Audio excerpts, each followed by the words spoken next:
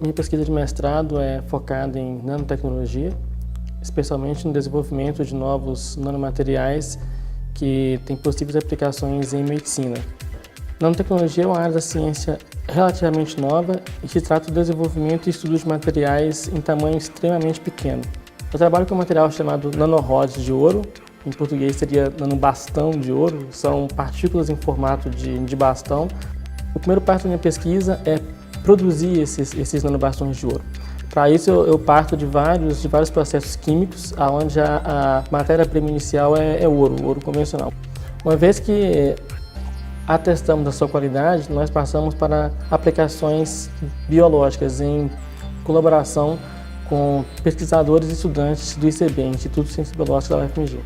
Uma das aplicações mais interessantes dos nanobastões de ouro é em diagnóstico de doenças.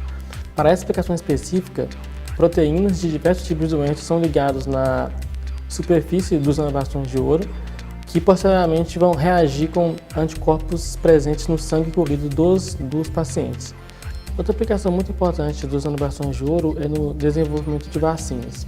Para essa aplicação, proteínas específicas são ligadas aos nanobastões de ouro, que se encarregam de transportá-la para o interior do organismo. Isso potencializa o efeito da vacina dentro do organismo, possibilitando uma redução da dose. Outra aplicação muito interessante dos nanobastões de ouro é no tratamento de tumores. Eles liberam calor de forma muito bem localizada. Então, eles podem ser usados para destruir tumores dentro do organismo. Atualmente, eu estou pesquisando novos materiais com propriedades tão interessantes quanto dos nanobastões de ouro. Um deles são as nanoestrelas de ouro, que podem ser usadas para diagnóstico de doenças, e outros são os nanopartículas de carbono fluorescentes, que são pequenas partículas de carbono que emitem luz e que potencialmente será usada para técnicas de diagnóstico por imagem.